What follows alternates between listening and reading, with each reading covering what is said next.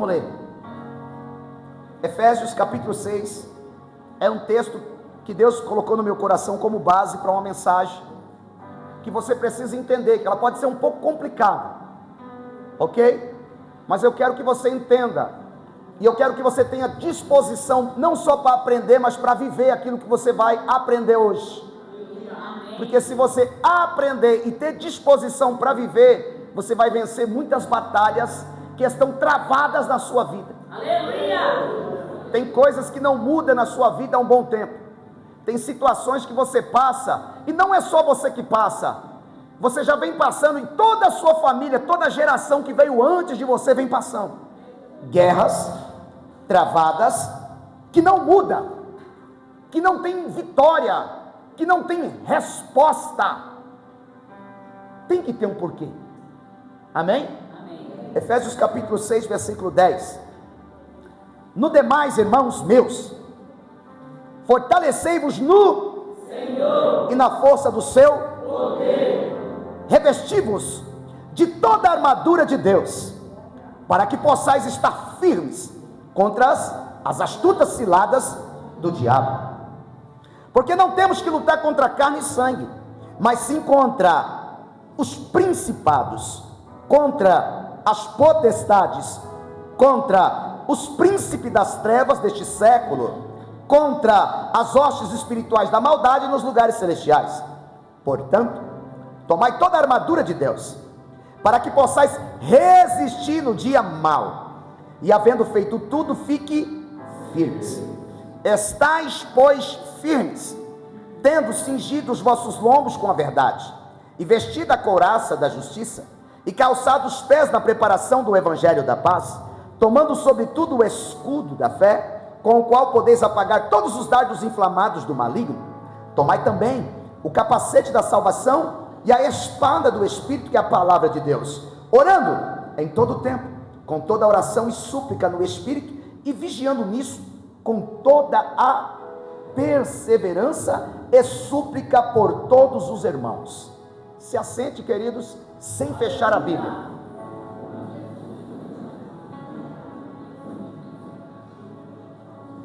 Escuta isso, irmãos. Se você quiser repetir comigo, repita assim: armadura, e armas espirituais. Pronto. A gente precisa de uma armadura e de armas espirituais. Eu vou tentar fazer um paralelo aqui, irmãos, para a gente entender um pouquinho do Novo Testamento, ao qual Paulo está falando dessas coisas, e as armas espirituais que o povo de Deus também usou lá no passado. Por que, pastor, você quer falar de coisas que aconteceram no passado? Livros históricos. Porque aquilo dá base para a gente falar de coisas hoje. Por quê? Porque aquilo que aconteceu no passado pela Bíblia é exemplo para a gente ter vitória nos dias de hoje. Amém? O texto ao qual foi lido, queridos, vai nos explicar que existe uma luta espiritual. Sim ou não? Sim. Só que nessa luta espiritual a gente precisa de algumas coisas. A gente precisa de revestimento, a gente precisa de fortalecimento, e a gente precisa entender que existe uma armadura espiritual para nós vestirmos. Quem não vestir uma armadura espiritual, ele vai sofrer com as lutas que tem vindo para a vida dele. Por quê? Porque a Bíblia está narrando, eu quero que você entenda isso, a Bíblia está nos ensinando que o que nós estamos enfrentando é espiritual. A Bíblia diz que é espiritual. Olha o que a palavra do Senhor diz no livro a carta de João, de 1 João, capítulo 5, versículo 19, diz que o mundo já é no maligno.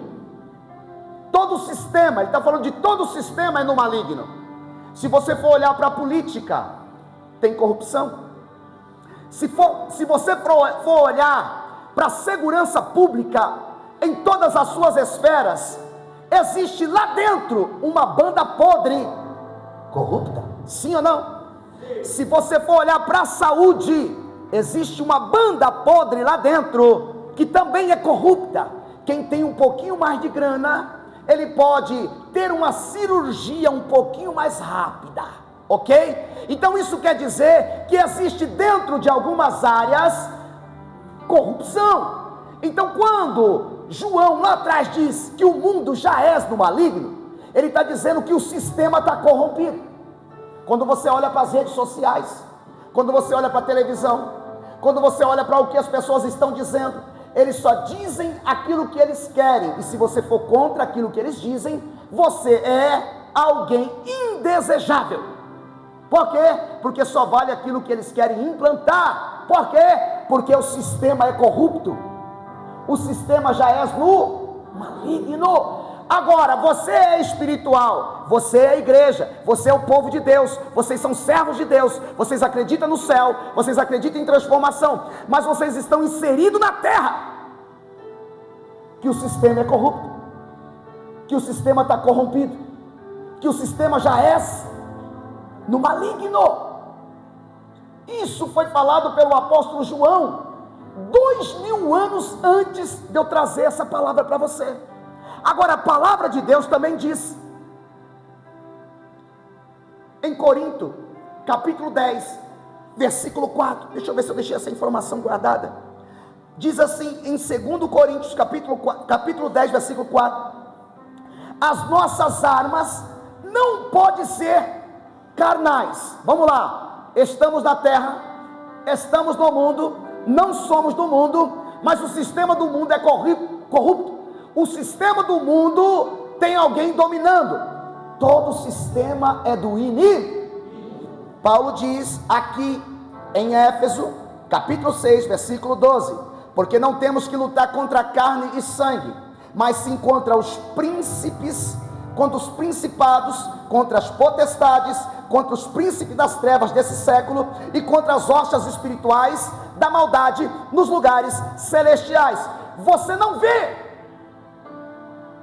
ninguém vê, ninguém enxerga, mas o principado são poderes territoriais, facções, é um ditador, é uma mente, e por trás daquela mente tem um espírito influenciando, e eu tenho que acreditar nisso porque a Bíblia está dizendo. A palavra do Senhor vai dizer aqui que há príncipe das trevas desses séculos, são espíritos malignos ou demônios que não estão no inferno, que foram expulsos do céu com a terça parte e tem um projeto. Sabe qual que é o projeto? João 10:10: matar, roubar e destruir. E eles estão nas escalas celestiais aqui da terra, como Pedro diz, bramando, rugindo como um leão, nas estreitas das suas falhas, para poder tragar a sua alma. Então a Bíblia está falando de coisas espirituais. Aí Paulo diz, entenda, vocês estão numa guerra espiritual, então vocês precisam estar revestidos. Precisa o quê?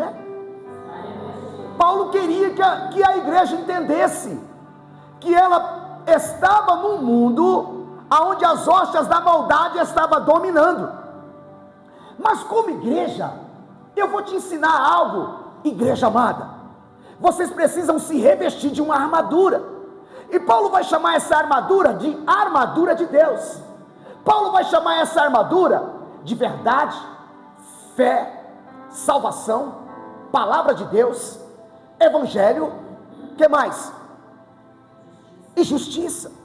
Paulo chama a armadura de verdades que a gente vive. Ou seja, o que é essa armadura?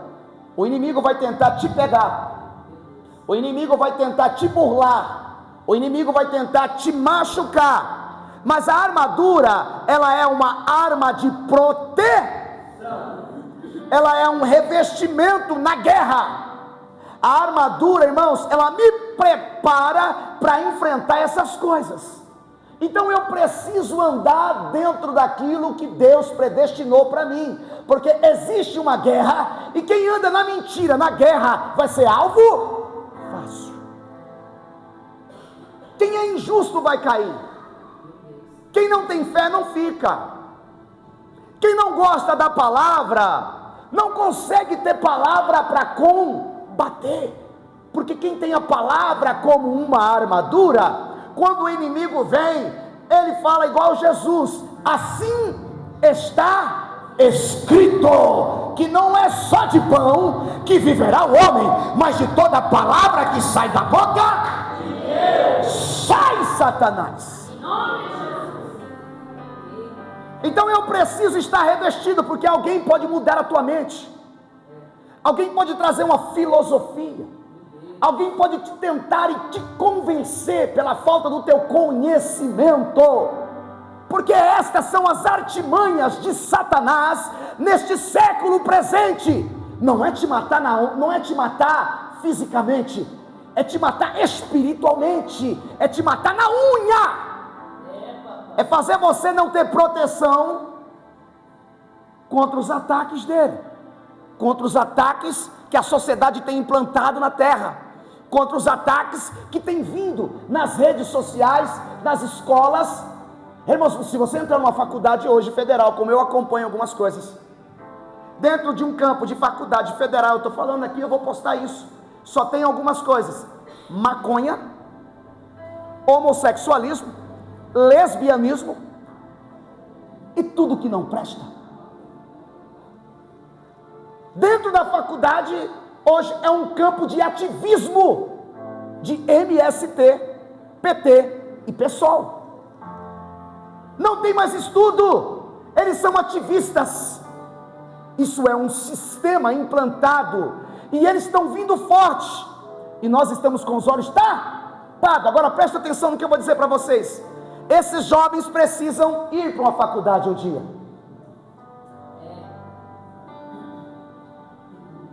Eles vão entrar dentro daqueles lugares.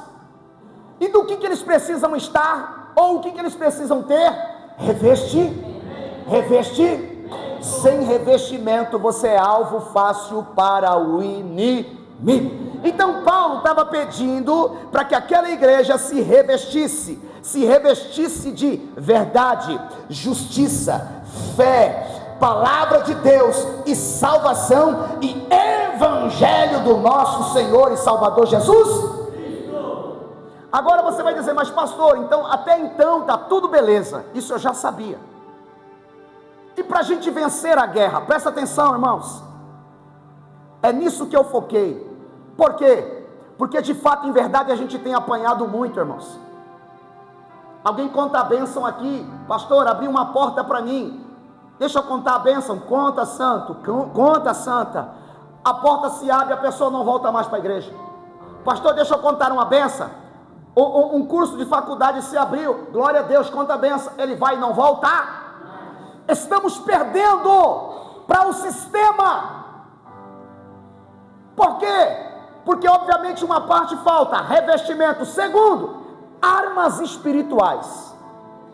Eu preciso ter armas, porque tem muita gente que tem armadura e está na guerra. Você tem armadura e está na guerra, você está apanhando e não está tendo vitória. Você está sofrendo e não consegue ver resposta.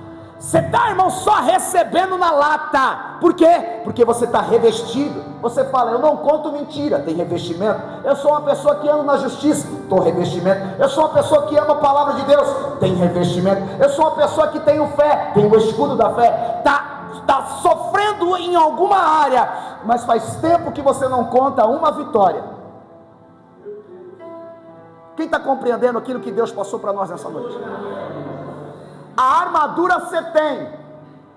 A armadura na guerra é para não perder, é como se fosse assim: eu vou apanhar de alguma maneira, o sistema vai tentar chegar em mim de algum modo, mas não vai me atingir, não vai conseguir penetrar, porque eu estou revestido da armadura de Deus. Mas chega um momento que você quer ter vitória. É verdade, aleluia. Eu quero resposta. Eu quero resposta. Eu quero cantar o hino da vitória. Não é só apanhar e dizer graças a Deus eu estou de pé. Estou apanhando, mas estou de pé. Estou sofrendo, mas não largo o osso. Estou apanhando todo dia do sistema, das pessoas, de situação, de circunstância, mas eu continuo o mesmo desde quando eu comecei. Amém. Mas chega um momento que você tem que contar uma bênção. Chega um momento que você vai ter que fazer igual Davi, arrancar a cabeça do gigante, pisar em cima dele e levantar aquela cabeça e gritar: a vitória é do povo de Deus. Então eu preciso aqui, você precisa emprestar o seu ouvido para a gente fazer um paralelo, porque há armas espirituais, irmãos. Eu fiquei perplexo quando Deus abriu a minha mente em relação a isso, porque a armadura me sustenta, me reveste. Eu ando na verdade, não adianta você vir com a sua mentira, não adianta você vir com a sua filosofia, não adianta você vir com a sua religião, não adianta você falar de coisas para mim que não vai condizer, não vai entrar no meu coração. Eu amo e eu ando na verdade, então não penetra. Mas agora eu preciso dar uma espancada também nesse bichinho, eu preciso dar uma esfoladinha no focinho dele de alguma maneira. Eu preciso, irmãos, você precisa também. Você precisa, irmão, sabe por quê? Porque o dia que a autoridade de Deus entrar na tua vida, irmãos, o dia que o inimigo perceber que em você tem unção, o dia que o inimigo sentir que você é alguém abençoado por Deus, cheio da presença de Deus, o inimigo não entra, o inimigo não se mete, o inimigo não passa na frente. Ele pode até ficar brechando, tentando encontrar em você uma brecha e um defeito, mas com você ele não se mete. Então a gente precisa entender o que é armas espirituais. Vocês querem entender o que é armas espirituais? Vamos usar alguns textos. Olha só para abrir a tua mente. Nós tivemos aqui uma temporada, agora há pouco, que estava lá em Gênesis 32, lembra? Jacó no vale de Jaboque. Jacó no vale de Jaboque é uma demonstração de alguma coisa, porque a guerra dele era contra Saul, mas para ele ter vitória contra Saul, primeiro ele obteve vitória nos pés do Senhor. Olha só, olha que o povo do Velho Testamento fazia. Quando esse povo foi levado para o Egito, eles presos no Egito há mais de 400 anos, a Bíblia vai nos dizer que eles começaram a clamar a Deus, eles começaram a pedir socorro a Deus, e Deus enviou socorro. Olha a estratégia do que é uma arma de guerra. A gente vai chegar onde Deus quer aqui, aonde é necessário você ouvir e entender o que é uma arma de guerra. A Bíblia vai nos dizer, quando esse povo sai do Egito, esse povo entra em Canaã, a primeira cidade que eles entravam em Canaã, ou que eles tinham que entrar em Canaã, se chama Jericó. Irmãos, a Bíblia vai dizer que o muro de Jericó caiu de cima, sem que esse povo colocasse a mão. Foi uma estratégia que Deus deu para eles, foi uma visão que Deus deu para eles, para que aqueles muros caíssem por terra, para que eles pudessem ter vitória. Então a Bíblia vai falando de algumas coisas que eu tentei aplicar e entender que isso são armas e ferramentas espirituais para a nossa vida. Quais são? Eu quero destacar aqui 2 Crônicas capítulo 20. 2 Crônicas capítulo 20 vai falar de um rei que tem o nome Jeosafá. Qual é o nome do rei? Jeosafá.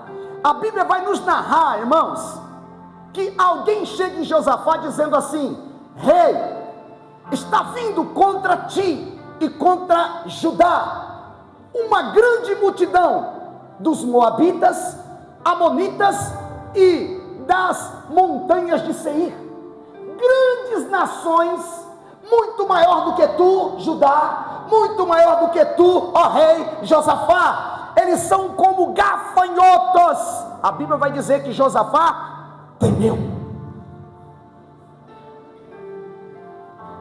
ele estremeceu com a notícia. Mas o que ele fez? Ele proclamou um jejum. Você conhece?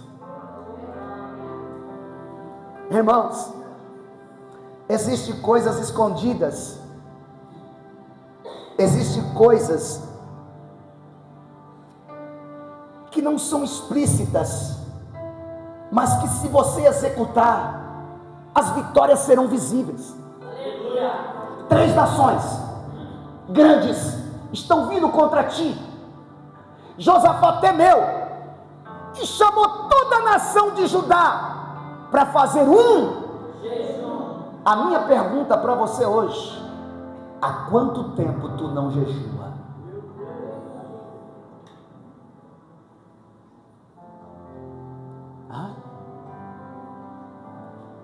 Paramos, né? Paramos, irmãos. A igreja parou de jejuar. A igreja entrou nos ditos e pré-ditos. Nós não fumamos, nós não bebemos bebidas alcoólicas, mas a gente come, que é uma beleza. E sem entender que tem textos, versículos bíblicos, talvez em Colossenses, se não me fala a memória, que fala de ventres preguiçosos. Sabe o que é isso? É pessoas que comem, e não está tendo vitória, até pelo que tanto está comendo. Porque se a gente quer vitória, fala para alguém: você vai ter que virar o prato. Pastor, eu não acredito nisso. Está vindo uma nação contra Judá. A primeira estratégia de uma arma de guerra, a primeira estratégia de uma arma espiritual é o jejum. Fala para alguém: jejum é poderoso para repreender as setas. Aponta o dedo para as setas que o inimigo tenta contra a tua vida. O jejum que tu faz, aleluia, te santifica, te separa. E o inimigo, quando vê um separado, um santificado, ele não vem, porque ele não pode. A Bíblia vai nos dizer em Mateus capítulo 4, Lucas capítulo 4, irmãos, que Jesus jejuou 40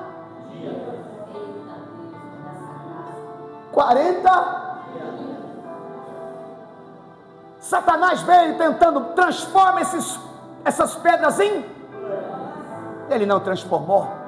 Satanás veio e levou ele num pináculo e disse: salta-te daqui, comprova e prova que tu é filho de Deus, porque está escrito que ele vai pegar-te em tuas mãos para que tu não tropeces com teus pés em pedra. Mas ele não saltou.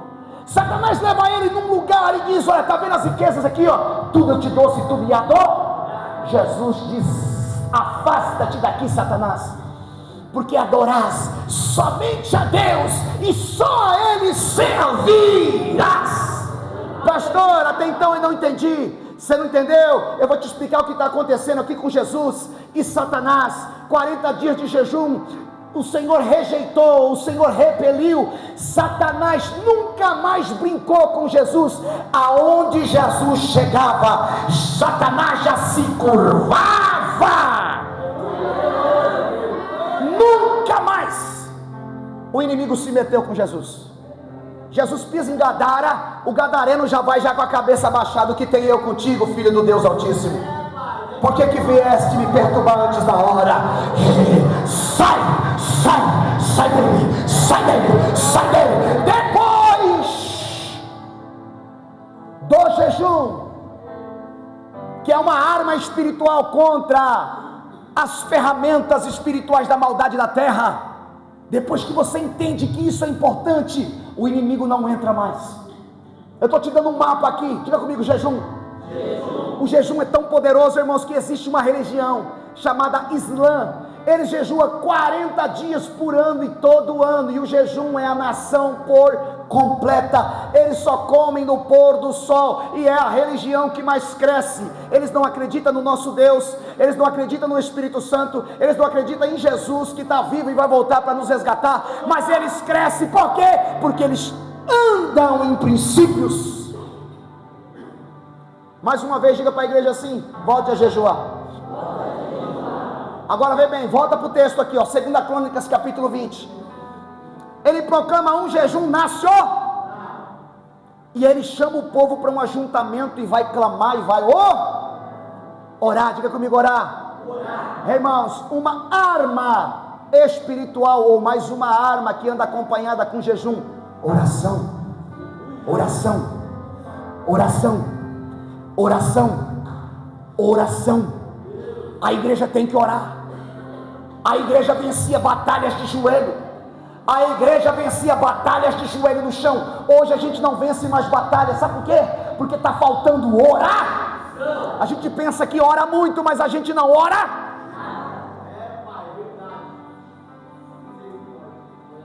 Eles se ajuntaram para orar, meus irmãos, e a gente sabe que a oração, como está escrito em Tiago capítulo 5, versículo 16, a oração do justo pode muito em seus, a sua oração tem poder. Diga para alguém: a sua oração tem poder. Volte a orar, volte a marchar, volte a clamar naquela casa, volte a expulsar, a repreender Satanás que está tentando se levantar dentro do teu lar. A Bíblia diz em Atos capítulo 12, irmãos, o contexto diz que Pedro estava preso e ele estava entregue à morte dentro daquela prisão, mas a Bíblia diz que a igreja fazia contínua, pela vida de Pedro, de repente um anjo entra lá no presídio, abre as cancelas e coloca Pedro do lado de... Diga comigo: o poder da oração liberta, poder da oração quebra cadeias, poder da oração faz milagre. Volte a orar. Então Josafá faz o ajuntamento. A Bíblia vai dizer na narrativa, queridos, que Josafá se levanta a fazer oração, e ele começa a fazer, eu vou dar um modelo, eu não lembro de todos os versículos, mas ele fala algo assim: aquele povo é muito mais do que nós, eles são maiores, mas uma coisa eu sei, meu Deus, os meus olhos estão postos em ti. Eu sei que eles são grandes, eu sei que eles estão armados, eu sei até que eles são poderosos, mas o meu coração, os meus olhos estão postos em... Olha a oração.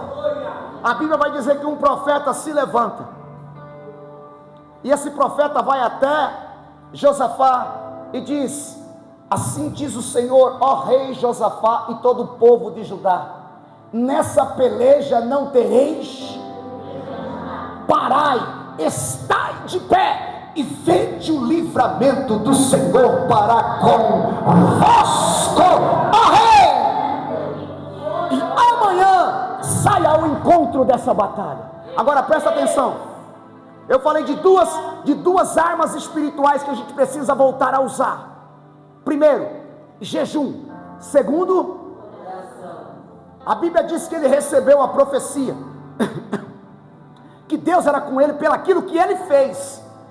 Muitas das vezes a gente entrega esse versículo que está lá em 2 Crônicas capítulo 20, versículo 17, as pessoas levantam as mãos dizendo assim: amém. Quando diz nessa peleja não tereis que pelejar, amém. Irmão, nessa peleja, nação, não tereis que pelejar, depois de jejuar e vão entender. Agora escuta, o que está vindo contra você? Você já parou para perceber ou não?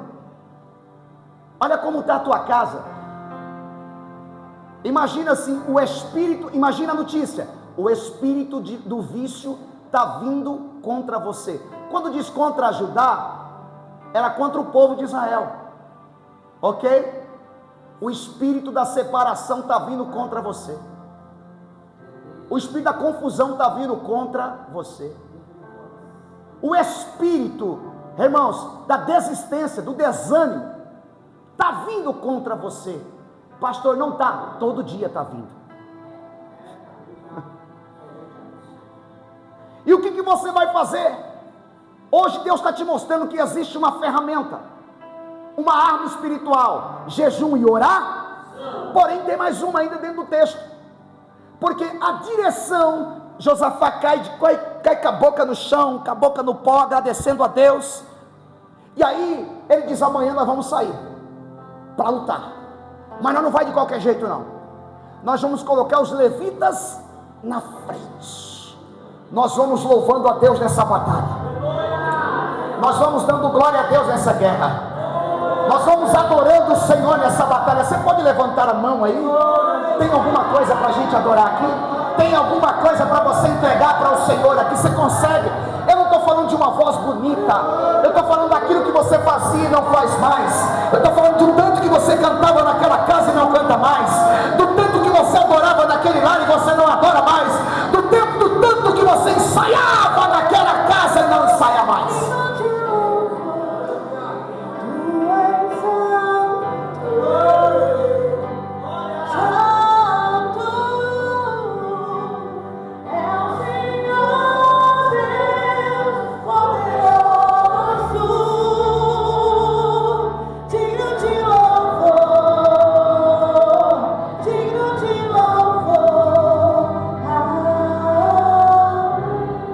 A Bíblia vai dizer em Atos capítulo 16, irmãos, que Paulo e Silas é preso porque expulsa um demônio. Eles é levado e açoitado em praça pública pelo feito deles. Mas só que lá dentro, depois de apanhar, depois de passar um dia humilhante, sabe o que eles falaram? Todos os dias, no meu pensamento, nós fechamos o dia louvando, orando e adorando. Hoje não vai ser. A Bíblia diz que quando eles começaram a louvar e adorar, os cárceres se abriram, os cadeados caíram por terra, e a porta daquele presídio o poder da adoração. Quantos cárceres você deixou de abrir porque você parou de adorar? Dá um pouquinho de glória. Tem gente presa na tua casa. Tem gente presa lá na tua casa. Tem gente presa no teu quintal. Pastor, preso do quê? Aquela pessoa era salva, aquela pessoa era feliz, aquela pessoa estava bem. Mas hoje essa pessoa já não está bem, nem é feliz e nem está legal. Por quê? Porque de vez em quando você louvava, de vez em quando você adorava. E isso, querido, que estava cadeados, são armas espirituais. A igreja parou de adorar. O forró do vizinho está rolando. O funk do outro vizinho está rolando. Antigamente o que rolava era o louvor do crente. Antigamente o que era escutado nas casas era Cassiane, era Rose Nascimento. Quem mais? Diante do trono. Quem mais? Mara Lima. As irmãs ensaiavam. Irmãos, hoje o crente aprende a cantar música do mundo sem ter uma vitrola em casa, mas não sabe cantar um louvor. Você canta a música de todo mundo lá, você conhece os cantores seculares, mas não conhece um hino de Jesus inteiro, não conhece um hino inteiro, não conhece um louvor inteiro, mas conhece uma música do mundo, porque o mundo não está vacilando, mas os crentes estão vacilando. Diga para alguém, volte a louvar. Levanta a mão um pouquinho, vamos treinar isso aqui. Abre a tua boca para dar um pouquinho de glória. É sério, irmãos. Isso aqui é arma. Isso aqui é arma. Pensa que tem uma arma na sua mão. Quando você diz santo, santo, santo. Quando você diz digno de louvor, digno de louvor. Abre a tua boca para dar um pouquinho de glória, que isso é uma ferramenta, é uma arma espiritual para destronar as armas espirituais da maldade. Ela é maior que o debaixo e canta alabaço.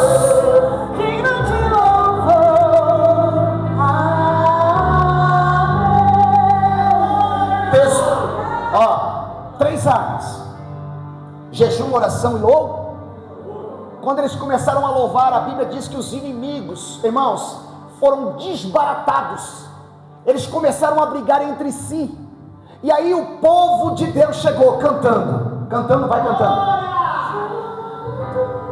Imagina, você marchando.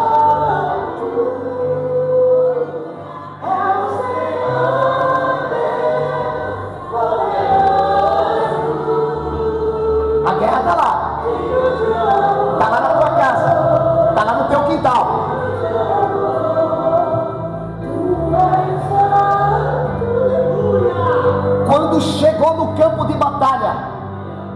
inimigos estavam no chão, e os despojos estavam ali, tudo para eles. Pastor, qual que é a moral disso aqui? A moral é o seguinte: nessa guerra, se você jejuar, se você orar, se você louvar, levanta a mão, agora eu profetizo, se você fizer, você vai sair do lucro. Aquilo que era para ser perca, aquilo que era para te matar, aquilo que era para te ferir, você vai sair do lucro nessa situação, se assim você fizer.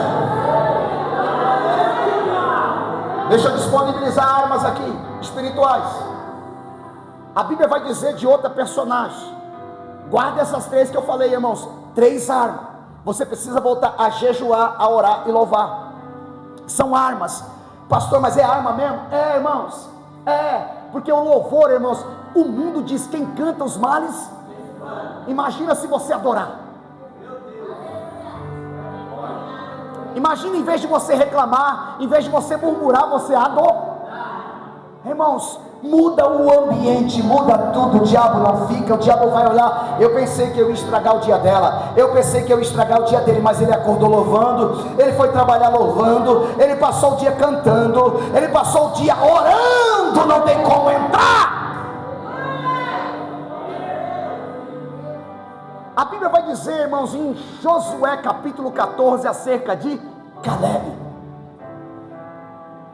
E eu preciso passar isso rápido, porque Caleb nos dá uma lição de ânimo e paciência. Fala comigo: ânimo e paciência. Irmãos, isso é uma ferramenta, isso é uma arma para você. Ânimo e paciência. Você precisa de ânimo. Você percebe que a gente está acordando, hoje a gente está bem, a gente está ouvindo alguma coisa, está nos levantando, mas geralmente a gente está acordando mal. Irmãos, está parecendo o seguinte, que a nossa força é pequena, que nós recebemos algo de Deus que é paliativo. Hoje eu estou animado, mas ontem eu estava tão mal. Aí graças a Deus eu estou bem essa tarde, mas daqui a pouco você está mal. Querido, ninguém vai chegar à eternidade desanimado. Ninguém vai receber promessa desanimado. Ninguém pode ser inconstante na presença de Deus. Ninguém. Caleb, capítulo 14 do livro de Josué, a partir do versículo 10 até o versículo 13, ele chega em Josué para pedir uma promessa que fora lhe revelada há 45 anos atrás. Irmãos, pode um negócio desse? Eu estou falando de paciência. O homem estava na guerra, o homem entrou em Canaã, o homem lutou com Josué, o homem lutou com as outras tribos, mas passou-se 45 anos, ele falou: chegou a minha hora, vou lá. Quando ele chega em Josué, ele chega com essa conversa: olha, você estava quando Moisés falou conosco, e você quer saber de uma coisa? Eu tenho a mesma força de quando eu tinha 40, e se passaram 45 anos, e a Bíblia vai dizer que ele tem 85, por isso que a gente sabe. 45 anos se passou, eu continuo animado, eu continuo paciente, eu continuo acreditando na promessa, eu continuo, tu sabe, Josué, que eu continuo do mesmo jeito. Me dá a minha promessa. E aí Josué vai falar: calma aí, camarada, Moisés falou que é teu, mas não se esqueça que a terra que você quer é Hebrom, e Hebrom é terra de anaquins, gigantes preparados, homens especialistas em guerra, e você já tem 85? Mas ele diz: eu estou forte como eu estava. Se Deus prometeu, se Deus prometeu, se Deus prometeu, se Deus falou, se Deus me deu, é meu. Ânimo no meio dessa guerra, porque aquilo que Deus, levanta a mão aí, aquilo que Deus te prometeu, o tempo não pode apagar. Tem glória, tem glória, tem glória, tem glória.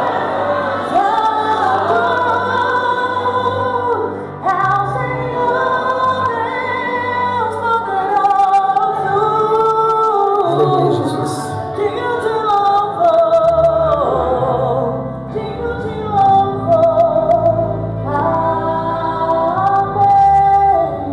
Só vou falar de mais uma arma espiritual para as nossas vidas, que a gente precisa usar dentro de muitas, irmãos.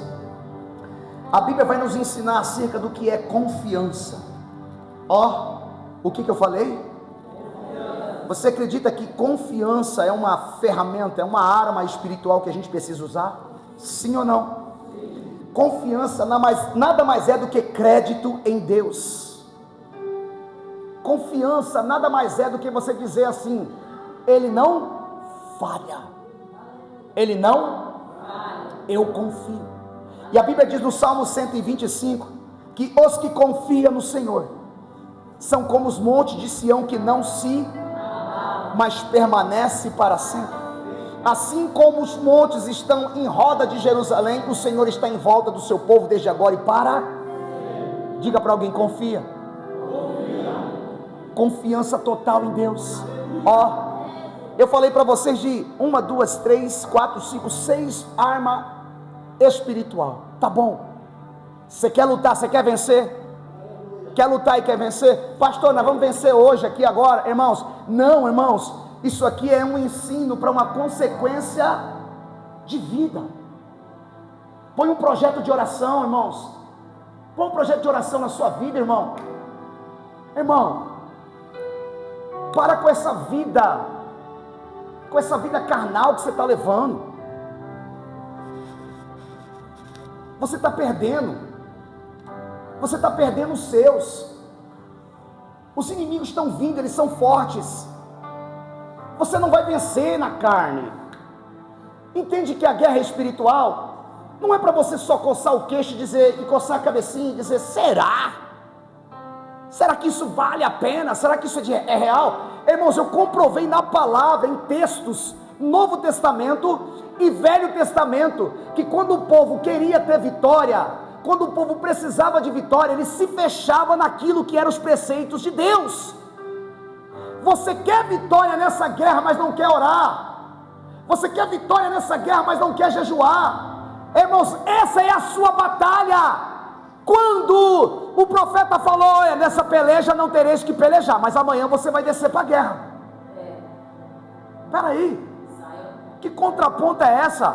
Eu não tenho que pelejar, e o que eu vou fazer na guerra? Diga para alguém: vai para a guerra, vai orar, vai jejuar, vai adorar, confia, porque você precisa fazer a sua parte, porque se você fazer a tua parte, a parte de Deus já está feita.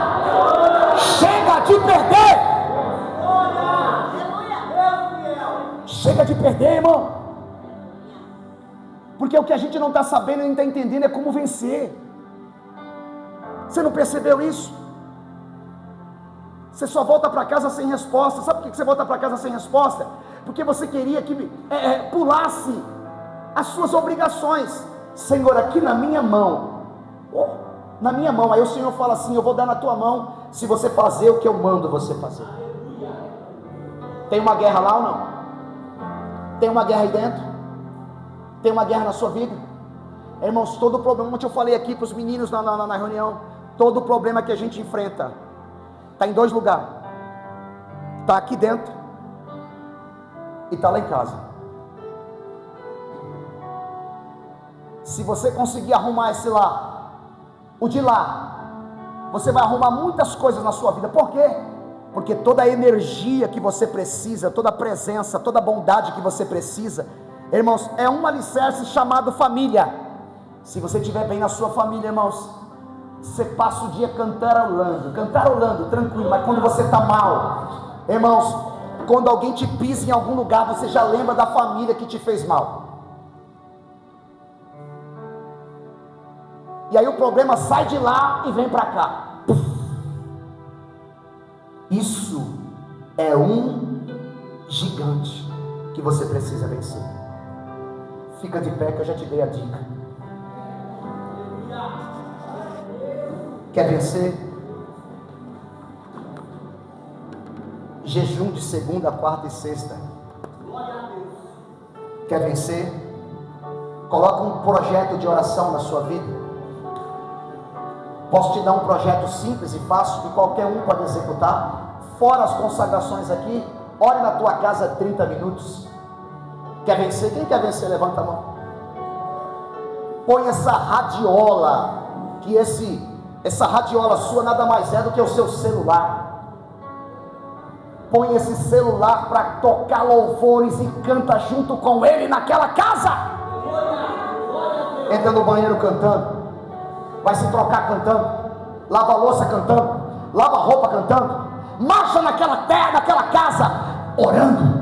Levanta as mãos naquela casa. Levanta, pastor, você não sabe como é que é o meu quintal. Você tem raiva daquele quintal, você tem raiva de quem mora no fundo da tua casa, você tem raiva de quem mora embaixo da tua casa, você tem raiva de quem disputa a garagem com você tem raiva, sabe por quê?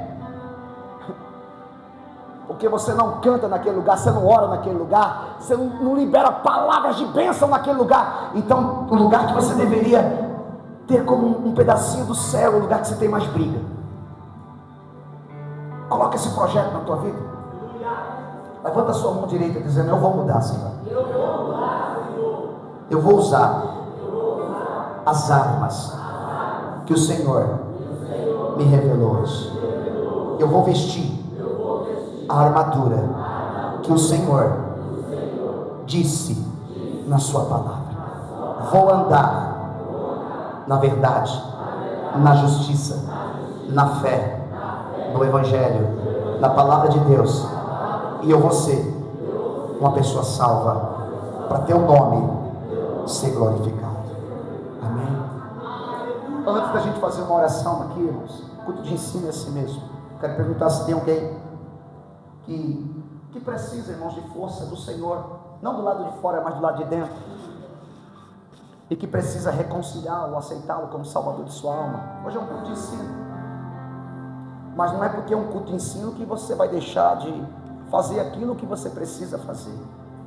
Se tem alguém aqui que está distante e que precisa se reconciliar, reconcilia-te depressa.